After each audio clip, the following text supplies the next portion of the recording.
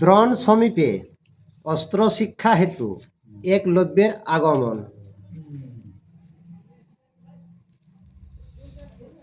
একদিন আরে তবে একদিন তথা দ্রোণ গুরু স্থানে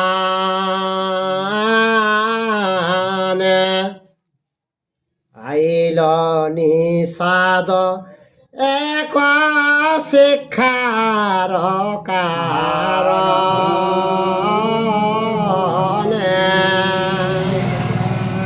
তখন গুরু এভাবে শিক্ষা দেন তো কিনালে একদিন ও যে কালব্য শিক্ষার কারণে ওখানে আগমন করেছে।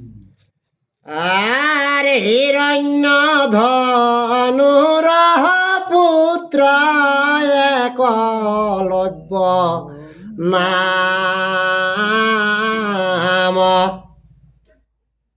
দ্রোণের চরণে আসে করিল প্রণাম।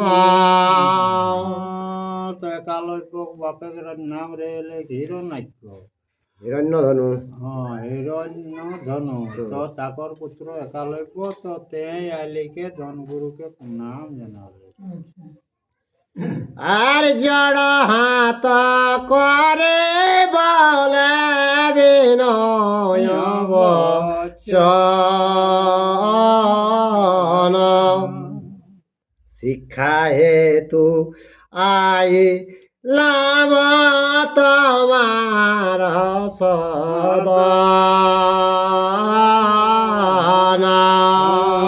তো জড়হাত के लेके বিনয় বচন এক ধনগুরুকে কে যে গুরুদেব তোর কাছে আমি শিক্ষার কারণে তোমার পাশ আসি। আর দ্রোণ বলিলেন তুই হস নিচ জাতি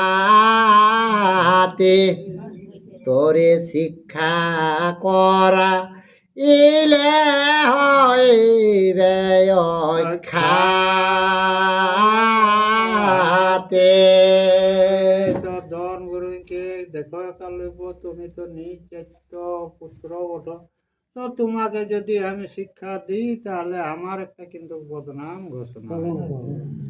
আরে অনেক নিয়মে বলে নিষাদনন্দন তথাপি তাহার না করান অধ্যয়ন। বিনয়কে অনেক কিছু কেলে একালব্য তবু আর তাকে আর শিক্ষা মানে ওকে আর দিলে না। আর দ্রোণাচার্য মুখে বাক্য নিষ্ঠুর নীল দণ্ডবত করি অরণ্যে প্রবেশিলা।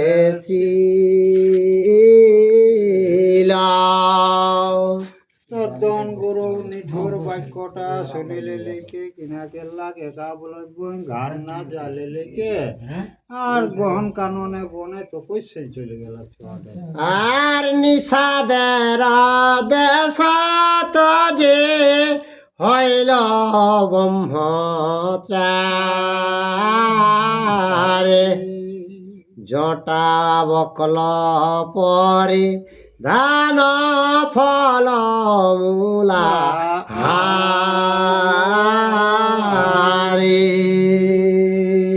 তারপরে কিনা গেল একালব্য বনে জালে লিকে সন্ন্যাসে দিলে মাথায় জট আর বাকলা বেঁধে আর ফল মূল আর কেলে আর তপস্যা করে লাগলো।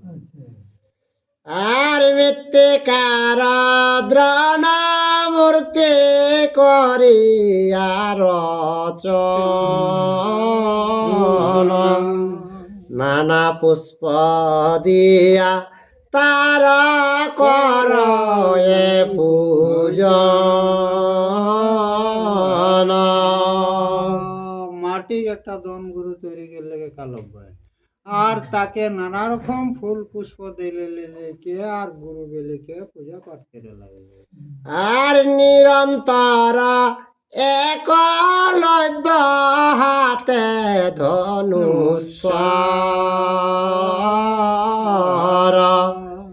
সর্ব অস্ত্র শিখি হইলা মহাধনুর্ধর।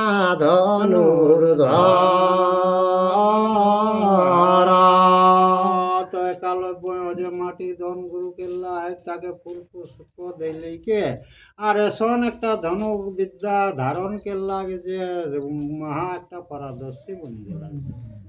আর তবে কত দিন পরে কৌরব নন্দন সেই বনে গেল সবে মৃগ আকার। তারপরে উহাতে একালব্য শিক্ষা করে লাগলা মহাধনুধর। তারপরে কৌরবরা একদিন শিকারের কারণে সেই বন দিকে আর কি গেল। আর কেহ রথে কেহ গজে কেহ তুরঙ্গমে সঙ্গেতে চলিল পরিবার ক্রমে ক্রমে।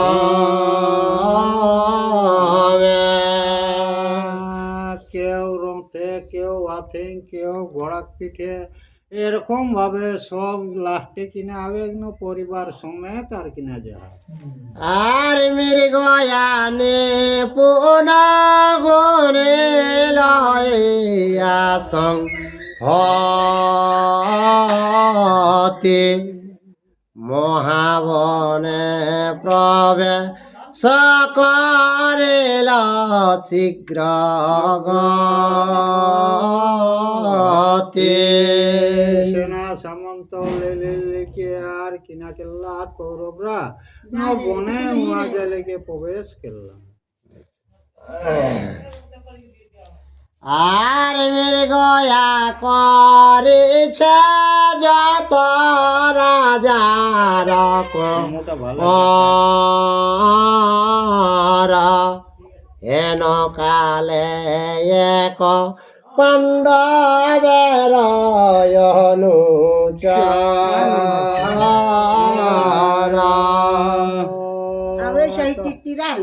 ওরকম ভাবে যতে কুরুবন বনে ভ্রমণ কের তো ভ্রমণ কেতে কেতে এক শিষ্যই আর কিনা কে আর করে আকু কুহুর সঙ্গে যায় পাছে পাছে উত্তরিল যথা অনিষাদ পুত্র আছে।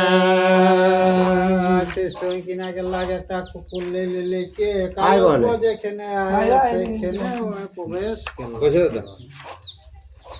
আর মৃত্তিকা পুতলে আগে করে জড় কর। আর বসিয়াছে ব্রহ্ম চারে হাতে ধনুষ সারা।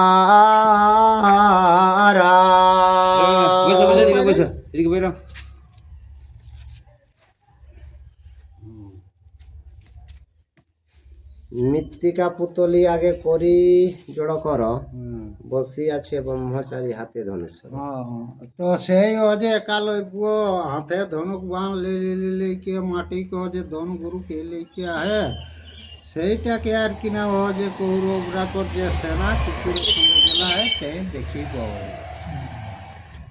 আর শব্দ করে কুকুর দেখিয়া ব্রহ্ম চারে চারি ভিতে ভ্রমে তারে প্রদক্ষিণ করে। তো যে সন্ন্যাসী একালব্য ধ্যান যোগে আয় আর কুকুরে চারদিকে ঘুরি ঘুরি আর কিনা হয় ভুকে গকে। ভুকে শুরু করলা হয়। আর কুকুরের শব্দ তার ভাঙিল যে ধ্যান, ক্রোধে কুকুরের মুখে মারে স্তব্ধ বাণ। তো সেই কুকুরে গাওয়া যে কালো ব্যাগ ধ্যান ভাঙি গেলে তখন নিস্তব্ধ মানে একদম নিচুলে থাক সেই বান আর কিনা মনোপরত বান মারি দিলে মুখটাকে বন্ধ করে দিলে। আর মারে না মারিল কুকুর না হইল মুখে ঘা,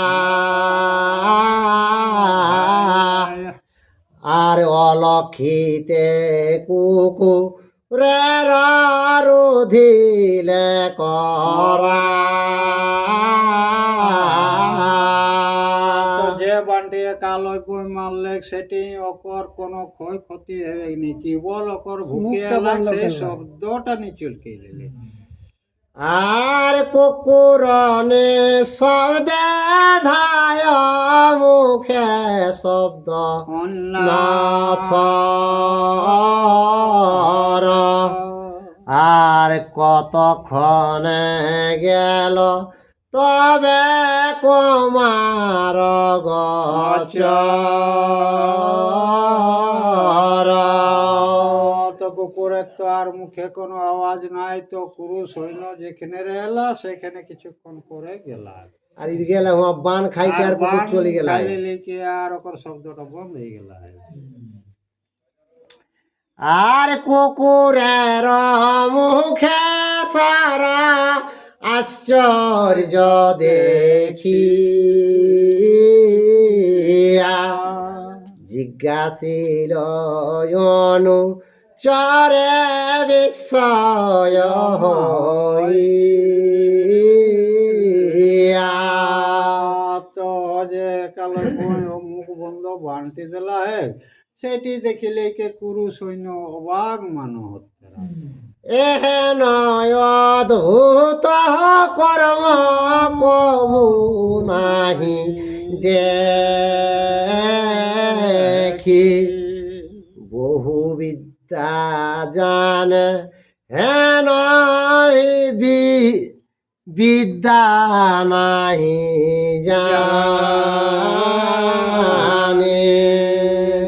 তো কুরু সৈন্য অর্জুনরাকে তো আমরা বহুত বিদ্যা শিখেছি, কিন্তু এই বানটা কিন্তু আমরাও জানি না। আর লজ্জায় মলিন হইল যত ভাতৃ গণ, চলো যাই দেখি ববিধিল কোন জন। তখন কৌরব সৈন্য সব একটি নেলিকে চলো তবে দেখা যাক কে এই বানটা মারল। তখন ওরা সকল আর কিনা সে কালের সামনের দিকে দেখে গেছে। আর অনুচরে লইয়া গেল যথা ব্রহ্মচারী, দেখিল বসিয়া আছে ধনু শরধরে।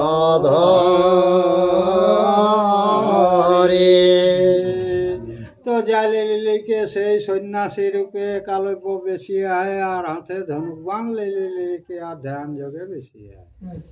আর জিজ্ঞাসিলা হও তুমি কোন মহাজন, কার স্থানে শিক্ষা করিলাই অধ্যয়ন।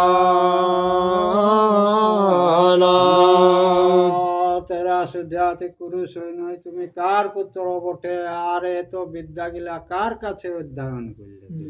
ব্রহ্মচারী বলে মম একলব্য নাম, দ্রোণ গুরু স্থান অস্ত্র শিক্ষা করিতাম। কে একালব্য আমার নাম বটে, ধন গুরুর কাছে আমি অস্ত্রবিদ্যা শিখিয়েছি আর কি। আর শুনিয়া বিষয় মানে যতে কুমার, অর্জুন শুনিয়া চিন্তা করে নয় পার। কালব্য কথাটা তো এরা কুরু সৈন্যরা চিন্তা হয়ে গেলেন। আর অর্জুনও শুনলাম যে অর্জুনকে কি হরে চললে আর বড় শিষ্য কাকেও নি করবো। আর আজ দেখা যায় যে মূল্য উপরি একে শিক্ষা দিলা সেইটাই ওই চিন্তায় বসীভূত হয়ে যায়। আর মৃগয়া সংবরে তবে যত ভাতৃগণ,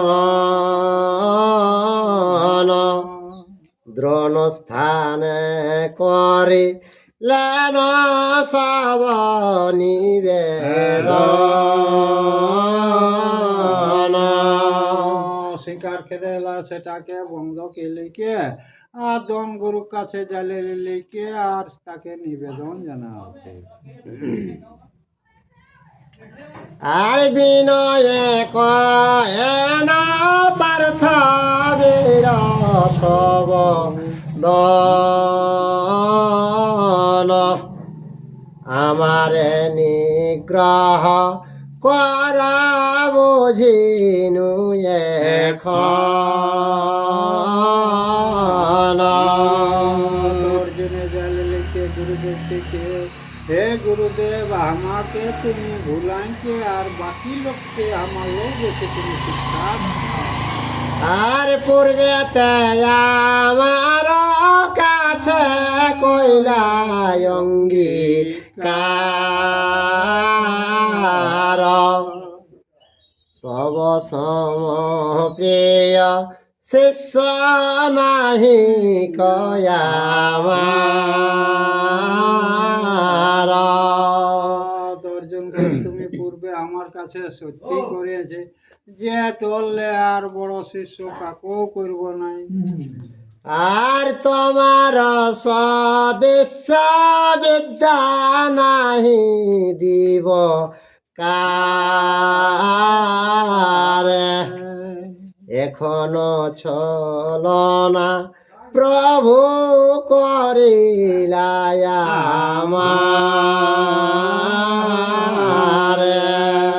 কে চললে বড় শিক্ষা আর কাকেও দিব নাই, আমাকে ছল করে কে আর তুমি এই কাজটা করেছ। আর পৃথিবীতে যে বিদ্যায় অগোচর নরে, হেন বিদ্যা শিখা ইলে নিষাদ কুমার। এই তিন পুরে যে বিদ্যাটা নাই সেইটা তুমি নিশাচরকে ওই একালব্যকে তুমি শিক্ষা দিয়েছ কি? আরে অর্জুনের বাক্যে দ্রোণ মানিয়া বিস্ময়, ক্ষণে কনি শব্দে চিন্তা করে নহিদয়।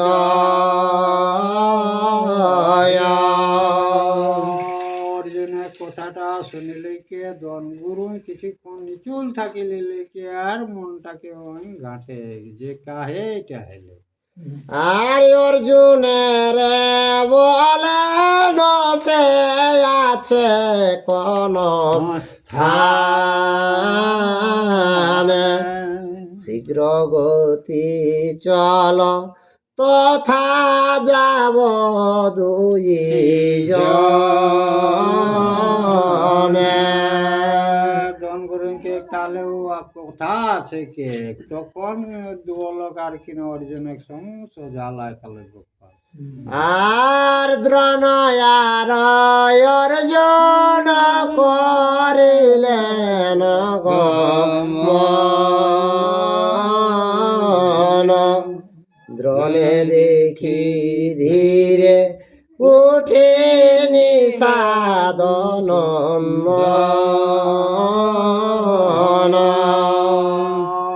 অর্জুন আর ধন গুরু যখন নিষাদের পাশ গেলা তখন নিষাদ উঠিলে লিলিকে আর ধন গুরুকে সেই নাম জানা হয়।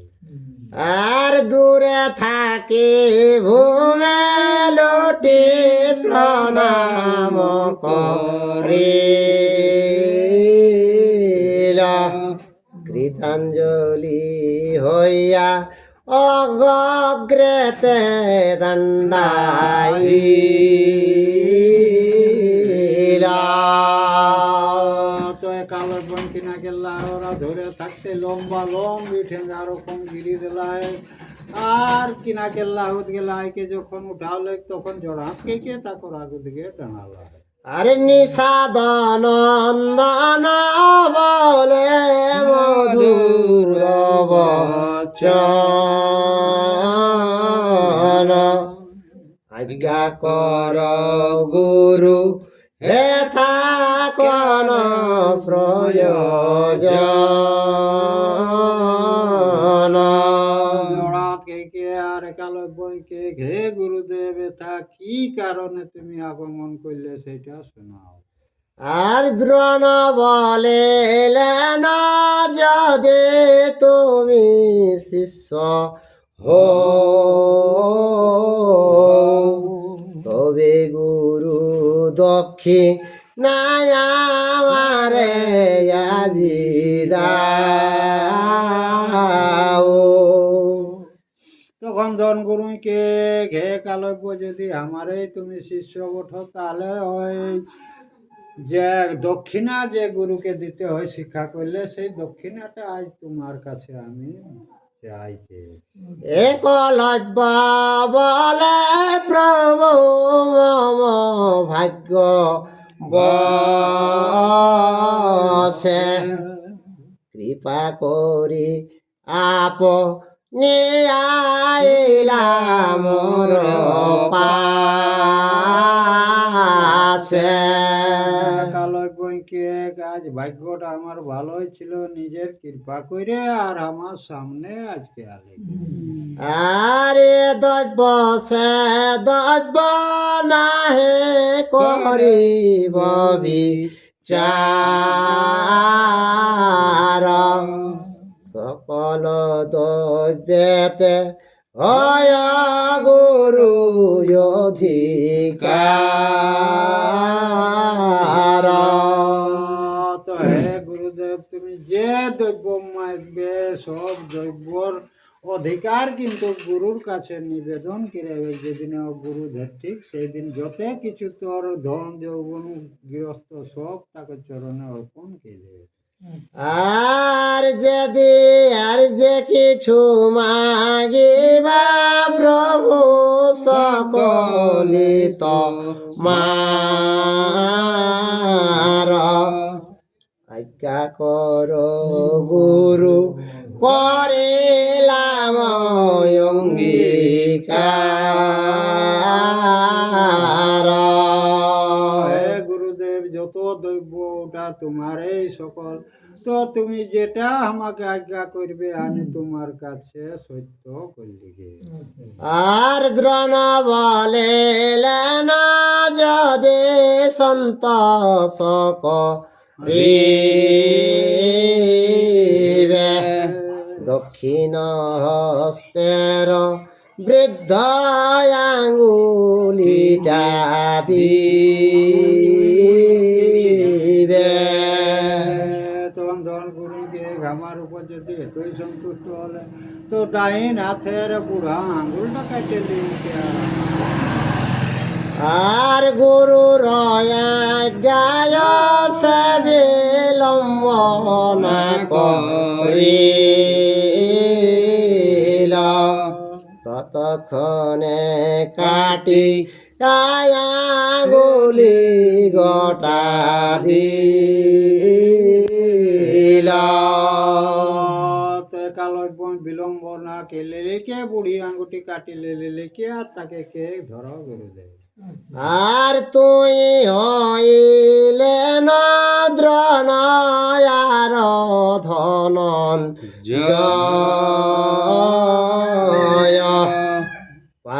জানিলেন গুরু আমার সদয়। তো যে যখন ওই বুড়ি আঙ্গুরটি ধান লেলে ধনগুরু তখনে পার্থক মনটাই হেলে যে আমার উপর গুরুদেবে সুদয়া মনটা হেলে। আর তার কঠোর কর্ম দেখি দুই জন প্রশংসা করিয়া দেশে করিলা গমন।